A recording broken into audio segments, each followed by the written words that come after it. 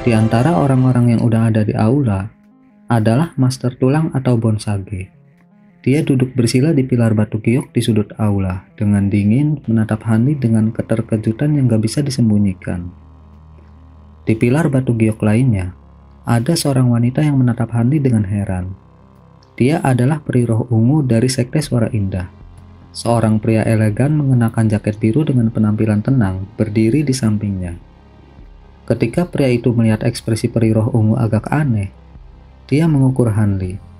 Melihat bahwa Hanli tampak awet muda, matanya berkilat dingin dan dia mengajukan beberapa pertanyaan kepada peri ungu. Peri ungu dengan anggun tersenyum dan berbisik kepada pria itu seolah-olah dia sedang menjelaskan identitas Hanli. Hanli mengerutkan kening dan mengalihkan pandangannya dari mereka. Tatapannya terfokus pada area lain, di mana seseorang menatapnya dengan niat buruk. Hanli bingung melihat pria tua itu menatapnya dengan wajah marah sebelum mengenalinya dan merasa kesal. Orang itu adalah Tetua Miao dari 6 istana bersatu. Walaupun peristiwa bayi ikan emas telah bertahun-tahun berlalu, tapi Tetua Miao masih mengenalinya dan sepertinya merasa dendam kepada Hanli yang telah membunuh Tetua Gu. Hanli dalam hati bergumam pada dirinya sendiri. Tapi dia nggak terlalu peduli. Setelah mengamati sisa aula, nggak ada kultivator lain yang dia kenali. Jadi setelah sedikit ragu-ragu, Hanli dengan santai terbang ke atas pilar batu giok kosong dan duduk bersila sebelum menilai beberapa kultivator lain yang gak dia kenal. Karena indera spiritual Hanli dibatasi, dia nggak bisa melihat kultivasi orang lain. Dia hanya tahu bahwa mayoritas berada di formasi inti. Mungkin ada beberapa di pembangunan fondasi dan tahap jiwa baru lahir. Beberapa waktu kemudian, dia telah menebak 2 yang paling mungkin menjadi kultivator jiwa baru lahir. Salah satunya adalah seorang sarjana tua berjubah kuning berwajah kurus. Dia dengan santai menahan punggungnya dengan satu tangan, sambil melihat selip giok lusuh dengan tangan lainnya. Dia sesekali menggoyangkan kepalanya dengan penuh minat. Tampaknya dia seorang kutu buku. Yang lainnya adalah seorang wanita paruh baya yang mengenakan pakaian putih bersih. Dia dikelilingi dengan aura yang menusuk tulang, mencegah orang asing mendekatinya. Pada saat ini, kecantikan sedingin es itu tanpa ekspresi membersihkan pedang panjang hitam legamnya. Dia tampak sangat bangga. Sejak Hanli memasuki aula, dia nggak melihat wanita itu melihat ke arah lain. Meskipun para kultivator lain juga tampak tenang dan acuh tak acuh, tingkah laku mereka tampak agak dipaksakan jika dibandingkan dengan keduanya. Selain itu, sebagian besar kultivator di aula menatap keduanya dengan sedikit rasa hormat. Nggak seperti ketika melihat kultivator lain. Perbedaan kecil inilah yang membuat Hanli yakin bahwa keduanya adalah ahli jiwa baru lahir. Tentunya Hanli mengerti bahwa selain keduanya, pasti ada individu luar biasa lainnya yang nggak bisa diremehkan. Contoh paling jelas adalah Bonsage atau Master Tulang. Meskipun iblis tua hanya formasi inti akhir, dia jauh lebih unggul dari kultivator formasi inti lainnya dalam pertarungan. Tapi selain dia, siapa yang tahu harimau tersembunyi apalagi yang menunggu di antara kelompok itu? Dalam hati, Hanli bergumam pada dirinya sendiri sejenak. Tampaknya dia lupa kalau dia sendiri juga bisa mengalahkan kultivator di tingkat yang sama tanpa banyak usaha. Bagaimanapun, Hanli menjadi semakin berhati-hati. Ini mungkin gak akan berakhir menjadi pertemuan kultivator yang membosankan. Misteri yang ditampilkan di pecahan peta kain bersulam dan balai surgawi telah menarik beberapa kultivator jiwa baru lahir. Ini menjamin bahwa sesuatu yang luar biasa akan terjadi. Sayangnya, dia sama sekali nggak mengetahui detailnya. Jika tidak, dia akan merencanakan tindakannya di masa depan untuk mengurangi resiko terhadap bahaya dan kerugian yang mungkin dideritanya dari kejadian yang tiba-tiba. Dengan begitu, Hanli hanya bisa bertindak sesuai dengan apa yang akan terjadi. Saat Hanli melamun, dia tiba-tiba mendengar transmisi suara dari Master Tulang. Anak muda, aku nggak menyangka kamu juga akan memiliki pecahan peta. Bagaimana kalau kita bekerja sama dalam perburuan harta karun ini? Berburu harta karun. Setelah mendengar 2 kata itu, hati Hanli bersinar karena kegembiraan, mengetahui bahwa keputusannya untuk datang sangat tepat. Dengan ekspresi yang gak berubah, dia dengan tenang menjawab, "Bagaimana senior ingin bekerja sama dengan saya? Tolong beri saya penjelasan." Ekspresi Master Tulang menjadi cerah setelah mendengar Hanli gak menolak. Saat dia memikirkan tentang apa yang harus dia katakan, dua orang berjalan dengan angkuh ke aula. Ketika Hanli dan Master Tulang melihat keduanya, ekspresi mereka sangat berubah. Sementara ekspresi Hanli hanya sedikit memucat, wajah Master Tulang benar-benar berubah dengan matanya menunjukkan kegilaan haus darah. Untungnya pikirannya cepat, dan ekspresi itu hanya bertahan sesaat sebelum ekspresi tenangnya muncul kembali. Dua yang masuk nggak memperhatikan perubahan ekspresi Master Tulang. Namun, dalam hati Hanli menggerutu saat melihat keduanya.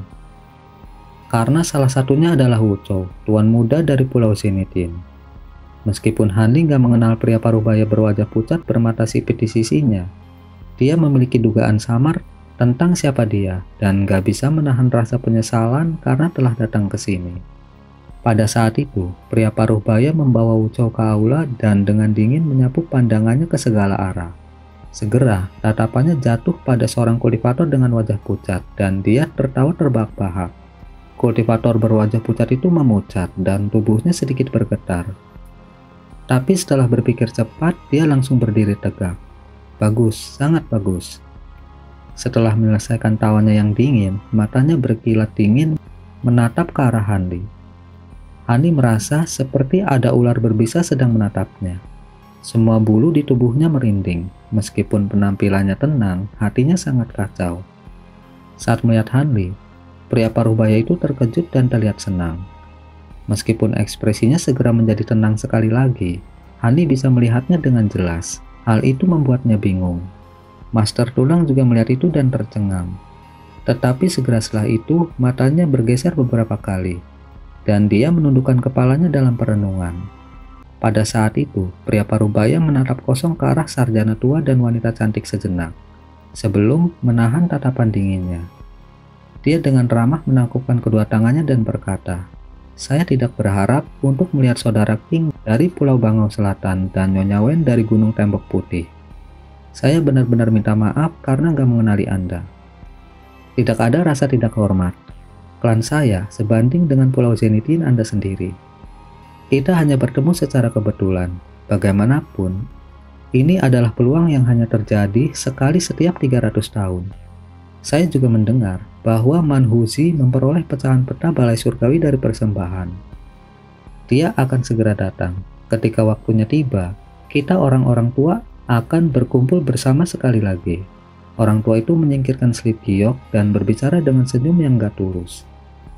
Manhuzi juga datang. Ekspresi Zenitin berubah seolah-olah sangat takut dengan nama itu. Betul sekali. Saya mendengar bahwa hidupnya akan segera berakhir.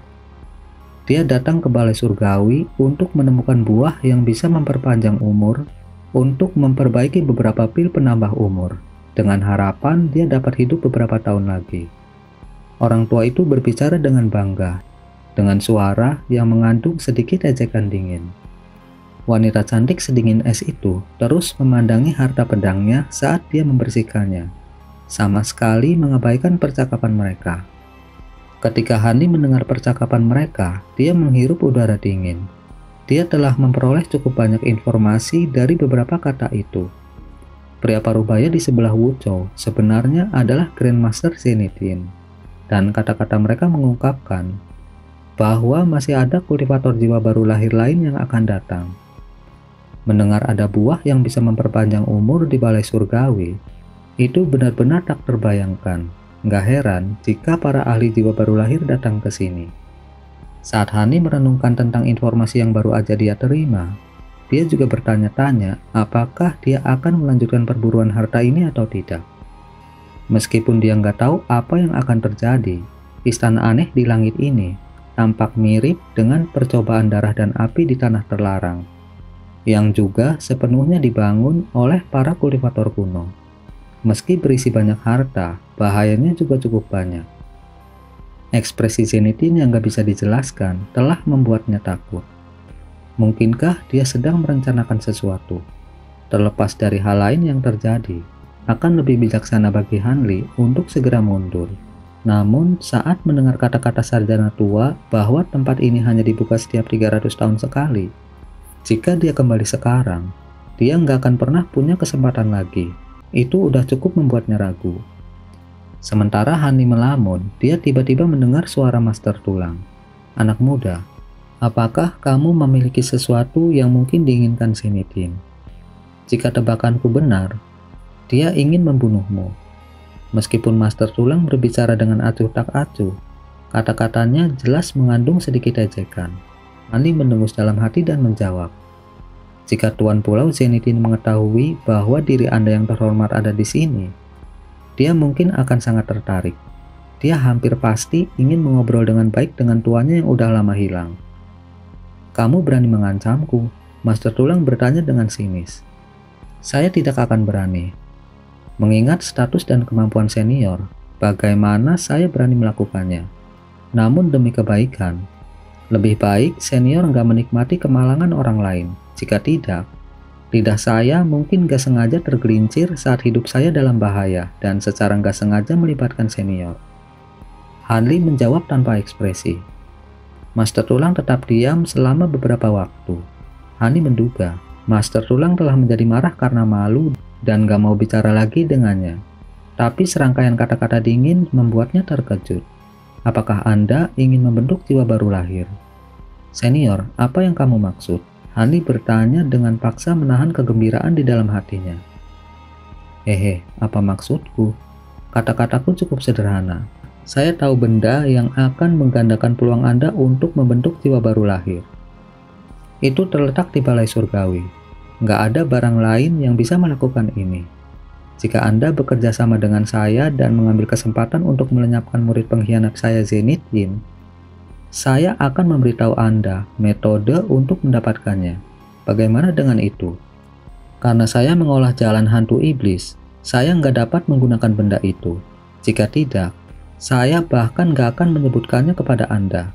Dan bahkan jika Anda nggak setuju untuk bekerja sama dengan saya, tampaknya Zenithine akan mengambil inisiatif untuk menemukan Anda. Ketika saatnya tiba, hehe." Master Tulang memanfaatkan hal itu sambil mengungkapkan kebenciannya terhadap Zenithine. Hanli nggak segera memutuskan. Dia malah duduk dalam diam dan mengerutkan kening, tenggelam dalam pikirannya. Master Tulang juga tampak cukup tenang dan gak tergesa-gesa. Dia percaya seorang kultivator formasi inti gak mampu menolak tawaran sebesar itu. Dia hanya perlu menunggu dengan tenang keputusan Hanli yang akhirnya setuju. Pada saat itu, Zenithine dan Wu Chou terbang ke pilar sarjana tua dan mengobrol sesekali. Sesekali mengatakan sesuatu kepada wanita cantik bermargawen. Namun, wanita cantik itu menutup matanya setelah dia selesai memoles pedangnya. Sepertinya dia nggak memperhatikan mereka. Zenithine gak terlihat marah atau malu dengan perlakuan dingin itu, dan terus berbicara sambil tersenyum. Jelas dia tipe yang lihai. Hanli sedikit memandang orang-orang itu, dan menjadi semakin takut pada Zenithine. Gak hanya kultivasinya dalam, tetapi akalnya jauh melebihi kultivator biasa. Apalagi yang bisa memaksa Master Tulang untuk menginjak jalan hantu iblis dan meninggalkan jalannya menuju reinkarnasi. Master Tulang jelas benci nggak bisa menggiling tulang murid pengkhianatnya dan menyebarkan abu mereka. Namun, terlepas dari kebencian antara Master Tulang dan Zenithine, tatapan Zenithine ke arah Hanli jauh dari ramah. Meskipun nggak bisa dikatakan bahwa dia nggak memiliki kesempatan untuk melarikan diri dari seorang kultivator jiwa baru lahir, dalam pertarungan yang sebenarnya, kemungkinan itu sangat kecil.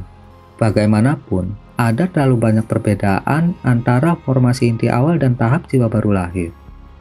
Bahkan jika harta sihirnya dan kumbang pemakan emas bahkan lebih kuat, dia masih akan dibantai dengan mudah oleh tahap jiwa baru lahir. Setelah beberapa pertimbangan, Hanli akhirnya menanggapi Master Tulang. "Beri aku penjelasan tentang benda yang kamu sebutkan itu. Apakah itu ada hubungannya dengan apa yang Anda katakan tentang menjadi kultivator jiwa baru lahir?" "Tentu saja, selama Anda bersedia bergandengan tangan dengan saya, tanpa ragu saya akan membocorkan beberapa hal kepada Anda." Master Tulang sedikit senang dan diam-diam menjawab. Hanli nggak segera menanggapi dan terus terang menutup matanya, berpura-pura memperbaiki Ki. Benda itu disebut Nankel Spirit Ginseng. Itu adalah benda Ki spiritual surga bumi yang diubah. Meskipun tubuh utamanya adalah ramuan spiritual, sifat spiritualnya yang murni menyebabkannya berubah menjadi hewan atau serangga, memungkinkannya untuk bergerak sendiri. Cukup pandai bersembunyi. Bertahun-tahun yang lalu, saya melihat benda ini di Balai Surgawi. Pada saat itu, kultivasi saya terlalu rendah dan saya nggak memiliki alat sihir yang sesuai. Karena itu, saya terpaksa melepaskannya. Kedua kalinya saya datang ke sini, saya berada di tahap jiwa baru lahir. Jadi saya nggak perlu menyia-nyiakan tenaga untuk mendapatkannya. Tapi itu seharusnya terbukti sangat berguna bagi Anda. Master Tulang berbicara seolah-olah dia nggak ingin melepaskannya. Nankel Spirit Ginseng, Hani menarik nafas dingin. Hani udah lama mengetahui ramuan abadi legendaris ini. Meskipun Hani telah sering melihat ramuan ini disebutkan dalam catatan ramuan pengobatan kuno, dia yakin bahwa benda ini telah muncul di dunia fana pada zaman kuno. Mungkinkah benda itu benar-benar ada di Balai Surgawi? Namun demikian, menemukan 1 atau 2 batang ramuan abadi seperti itu bukanlah hal yang mustahil. Namun, ini adalah pertama kalinya dia mendengar Nankel Spirit Ginseng berguna dalam memadatkan jiwa baru lahir. Catatan tentang kegunaan spesifiknya selalu nggak jelas dan hampir nggak menyebutkannya. Mungkinkah iblis tua itu berbohong kepadaku agar aku mau bekerja sama dengannya? Hani curiga. Mungkin setelah menebak keraguan Hanli, Master Tulang melanjutkan. Tenanglah, saat kita menerobos penghalang, pertama-tama saya akan membantu Anda mendapatkan benda itu pada lintasan kedua. Kemudian setelah kita melenyapkan murid pengkhianat saya akan memberi Anda resep rahasia. Selama Anda membuat pil obat sesuai dengan instruksinya, itu akan sangat meningkatkan peluang Anda untuk memadatkan jiwa yang baru lahir. Namun, saya juga datang ke Balai Surgawi untuk mencari materi kultivasi yang berguna. Ketika saatnya tiba, Anda harus membantu saya agar peluang keberhasilan saya lebih besar. Master Tulang mengambil inisiatif untuk menghilangkan keraguan Hanli dan mengangkat kondisi yang menjawab sebagian besar kecurigaan Hanli. Baik, jika Anda benar-benar yakin bisa membunuh Zenithine, saya mungkin akan memberikan bantuan saya. Hanli akhirnya setuju untuk membentuk aliansi sementara dengan Master Tulang. Sebenarnya, aliansi ini cukup lemah dan cukup sulit untuk mengatakan berapa lama itu bertahan. Mungkin bahkan akan patah segera setelah Zenithine terbunuh. Dalam hati, Hanli menghela nafas panjang. Dari nada si iblis tua, ini sebenarnya bukan pertama kalinya dia di sini. Memiliki sekutu berpengalaman jauh lebih baik daripada meraba-raba sendiri. Setidaknya, dia bisa belajar sedikit tentang dasar-dasar Balai Surgawi. Dengan itu, Hanli dan Master Tulang mencapai kesepakatan dan Hanli mulai membuat beberapa pertanyaan tentang Balai Surgawi. Setelah diam-diam mengobrol lama dengan Master Tulang, ekspresi Hanli menjadi nggak sedap dipandang. Tampaknya, peluang dan bahaya berjalan seiring. Perjalanan ke Balai Surgawi ini tampaknya sangat berbahaya. Dia tidak menahan nafas. Segera setelah itu, pikirannya melayang dan mulai memperbaiki dalam meditasi. Di dalam aula, Hanli nggak perlu khawatir tentang serangan mendadak. Dari tes sebelumnya, selain dari beberapa teknik mengambang dan teknik sihir kecil lainnya, teknik lain nggak bisa digunakan. Kekuatan sihir apapun yang digunakan melewati titik tertentu akan larut. Bahkan harta ajaib yang terkandung di dalam tubuh seseorang akan menjadi seperti benda mati tanpa sihir. Pembatasan ini luar biasa. Pada minggu berikutnya, para kultivator di aula semakin banyak dan akhirnya lebih dari 100 orang berkumpul. Pilar giok telah lama diisi oleh kultivator lain. Mereka yang datang belakangan hanya dapat menemukan tempat untuk duduk di lantai dan beristirahat di sana untuk sementara waktu. Sampai beberapa hari kemudian, kultivator yang datang semakin sedikit dan akhirnya nggak ada lagi yang datang. Namun, Zenithine dan Sarjana Tua duduk diam dengan ekspresi serius. Mereka sesekali menyapu pandangan mereka ke seberang ruangan, seolah-olah mereka sedang menunggu sesuatu. Mungkinkah mereka menunggu Manhusi? Hani secara alami memperhatikan itu dan sangat penasaran. Karena itu, dia juga mengawasi. Saat sore tiba, langkah kaki terdengar dari pintu masuk aula. Dengan beberapa kilatan cahaya biru, dua orang masuk ke aula satu persatu. Salah satunya adalah seorang Taois tua dengan kulit kemerahan. Dan yang lainnya adalah seorang lelaki tua berpakaian seperti petani dengan ekspresi pahit di wajahnya yang kurus dan gelap. Setelah keduanya muncul, para kultivator di aula menjadi gelisah. Mayoritas orang memandang keduanya dengan sedikit rasa hormat. Sepertinya keduanya cukup terkenal. Zenitin dan sarjana tua memandang mereka dengan niat buruk. Ekspresi Zenitin sangat kasar. Kedua ahli yang baru tiba itu membalas tatapan bermusuhan pihak lain saat melihat mereka. Taois tua itu menengus dan berkata, "Setan tua Zenitin, Anda sudah tiba cukup awal. Sepertinya Anda dari jalan iblis cukup bertekad untuk menjadi yang teratas selama balai surgawi ini.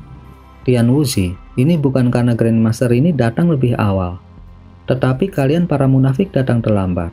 Karena saya berpendapat bahwa informasi pecahan peta Anda salah, saya nggak mengharapkan Anda datang, tapi bagus juga kalian datang. Grandmaster ini sekarang memiliki kesempatan untuk mengungguli Anda." Zenitin menanggapi dengan ekspresi jahat. "Siapa yang menurutmu akan kamu kalahkan, Zenitin? Tolong beritahu kami." Tanpa menunggu kultivator tua menyerang balik, suara lain bergema di seluruh aula. Ketika Zenitin dan sarjana tua mendengar suara baru itu, ekspresi mereka sangat berubah. Wanita cantik pendiam itu tiba-tiba mengangkat kepalanya dan dengan dingin berbicara sambil menatap pintu masuk aula. "Wan Tianming, kamu sudah sampai. Sepertinya Nyonya Wen juga telah tiba. Mengapa penampilan saya mengejutkan Anda?" Setelah ini dikatakan, sebuah bayangan melesat masuk dan memperlihatkan seorang pria paruh baya dengan jubah ungu dan sabuk giok. Orang itu memiliki wajah persegi dan alis besar dengan gigi putih berkilau. Dia acuh tak acuh melirik wanita cantik itu sebelum mengalihkan pandangannya ke arah Zenitin. Kehadirannya memancarkan aura yang mengesankan. Zenitin menutup bibirnya dengan ekspresi yang menakutkan dan tetap diam dalam menanggapi tatapan belak-belakan pria itu. Itu sangat mengejutkan Hanli. Dia dengan cermat memeriksa para pendatang baru. Hanli dengan bingung menebak, yang bisa membuat seorang kultivator jiwa baru lahir seperti Zenitin agak takut, pastilah seorang kultivator jiwa baru lahir juga. Dari apa yang dia lihat, 3 pendatang baru sepertinya kultivator jalan benar Laut Bintang tersebar. Adapun Zenitin dan yang lainnya, mereka sepertinya dari jalan iblis. Kegelisahan sebelumnya di aula itu segera diredam dengan kedatangan pria parubaya itu. Jelas, pria parubaya itu sepertinya memiliki status yang lebih tinggi jika dibandingkan dengan dua lainnya. "Wan Tianming, apakah pengawal pedangku terluka oleh salah satu muridmu?" Wanita cantik bermarga Wen bertanya tanpa menahan diri, seolah nggak takut pada orang itu. Itu jelas tidak benar.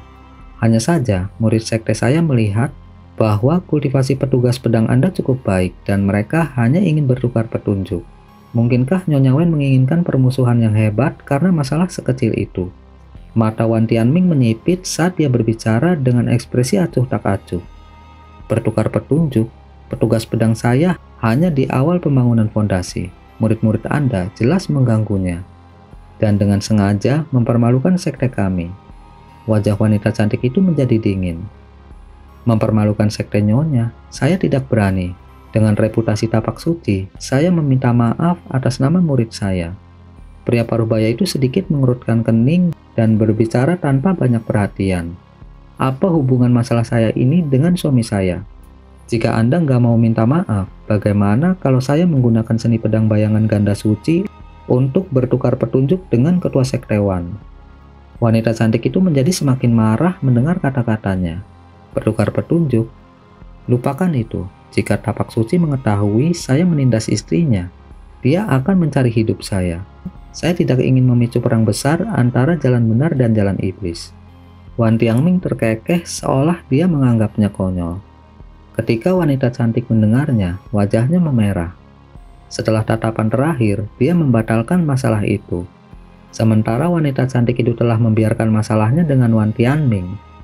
Wan Tianming gak mau melakukan hal yang sama kepada Zenitin. Dia mencibir kepadanya. Tapi saat dia hendak mengatakan sesuatu, gemuruh bergetar dari lorong dan samar-samar mengguncang seluruh aula. Terlepas dari eksentrik jiwa baru lahir, semua kultivator melihat ke arah pintu masuk dengan waspada. Zenitin dan sarjana tua saling memandang dengan sedikit kegembiraan yang tersembunyi. Namun ekspresi bahagia Zenitin tampak dipaksakan. Mata Wan Tianming dingin berkilau dan bersinar dengan niat membunuh yang tajam. Taois tua dan petani tua juga sepertinya tahu siapa yang datang dan mengungkapkan sedikit kekhawatiran. Getaran segera tumbuh lebih kuat dan lebih sering, akhirnya mengungkapkan sosok yang sangat tinggi. Seorang eksentrik berjubah biru dengan janggut kuning keriting tiba-tiba masuk. Tampaknya setiap langkahnya menyebabkan seluruh aula bergoyang, seolah-olah beratnya lebih dari 6.000 kg. Di bawah tatapan kagum semua orang, dia memperhatikan orang-orang di dalam aula tanpa memperdulikannya sebelum mengarahkan pandangannya pada Wan Tianming dan tertawa terbahak-bahak. Aku tidak mengira ketua sektewan yang hebat akan datang ke sini. Sepertinya benar bagiku untuk datang ke sini. Saya selalu ingin melawan ketua sektewan, tetapi sayangnya saya nggak pernah memiliki kesempatan sampai sekarang. Si eksentrik memandang pria parubaya dengan tatapan menantang. Saya juga telah melihat ke depan untuk menyaksikan seni abadi surgawi Sodaraman yang terkenal sebagai seni iblis pertahanan terbesar di Laut Bintang tersebar. Wan Tianming dengan dingin melirik ke arah eksentrik dan menjawab tanpa rasa takut. Hehe, kata yang bagus, kata yang bagus. Saya telah menanti-nanti untuk merasakan seni penguatan sejati ketua sektewan. Eksentrik itu menyeringai lebar dengan keinginan yang gak bisa disembunyikan. Sial baginya, ketua sektewan gak mau membuat keributan saat ini. Dia dengan lembut berbicara kepada Taois tua dan petani tua itu sebelum ketiganya terbang menuju pilar batu giok. Setelah itu, Taois tua berbicara kepada kultivator formasi inti tua yang menempati pilar sambil tersenyum. Kultivator formasi inti kemudian mengosongkan pilar, seolah-olah dia telah menerima bantuan besar dan pindah ke tempat yang berbeda. Ketika eksentrik melihat itu, wajahnya menunjukkan jejak ejekan. Setelah mengangkat kepalanya dan melihat sekeliling, tubuhnya tiba-tiba kabur sebelum muncul kembali di pilar batu giok. Kebetulan, pilar batu giok itu adalah milik Hanli. Ketika Hanli melihat itu, dia kaget. Pergilah, tempat ini milikku. Saat eksentrik muncul di pilar, dia dengan dingin berbicara kepada Hanli dengan tatapan dingin. Ekspresi Hanli tiba-tiba berubah nggak sedap dipandang, dan dia tanpa sadar mengepalkan tangan lengan bajunya dengan paksa. Dia tetap diam, berpikir untuk diam sejenak. Tapi dia segera melompat dari pilar batu giok diikuti oleh tawa liar eksentrik. Wajah Hanli tertutup es, meskipun itu sangat memalukan, dia hanya bisa menahannya untuk saat ini. Bagaimanapun, pembatasan aula mungkin dapat mencegah para kultivator bertindak. Tetapi dia nggak yakin apakah pembatasan ini memiliki pengaruh yang besar pada kultivator jiwa yang baru lahir. Dia nggak mau mempertaruhkan nyawanya hanya karena emosi. Sambil menahan keluhan, dia menemukan tempat yang bersih di lantai dan duduk. Sarjana tua bertanya kepada eksentrik dengan senyum berseri-seri. Sodaraman datang cukup terlambat. Saya kira Sodaraman telah berubah pikiran dan gak berniat untuk datang. Bagaimana itu mungkin? Saya telah datang ke Balai Surgawi dengan harapan dapat memperbaiki pil pemanjangan usia. Hanya saja ada beberapa hal yang telah menunda saya. Mengenai kedatangan Wan Tianming, saya cukup kagum. Mungkinkah dia tahu bahwa buah yang memperpanjang umur telah matang dan juga ingin memetik beberapa dari mereka? Eksentrik itu mengelus janggut kuningnya dan berbicara dengan sedikit keraguan. Saya tidak yakin, namun ada harta karun luar biasa lainnya yang tak terhitung jumlahnya di aula surgawi. Siapa yang tahu untuk apa dia datang ke sini? Sarjana tua berbicara dengan keraguan. Zenitin sepertinya telah memikirkan sesuatu dan dengan cemas berkata, Wan Tianming adalah salah satu tokoh terkemuka dari jalan benar. Apakah dia berniat untuk berjuang mendapatkan kuali surgawi? Kuali surgawi itu tidak mungkin. Jika barang itu diperoleh dengan mudah, itu udah lama diambil oleh kultivator lain sebelum mereka mendapatkan kesempatan. Tanpa menunggu Manhusi menjawab, sarjana tua itu menggelengkan kepalanya.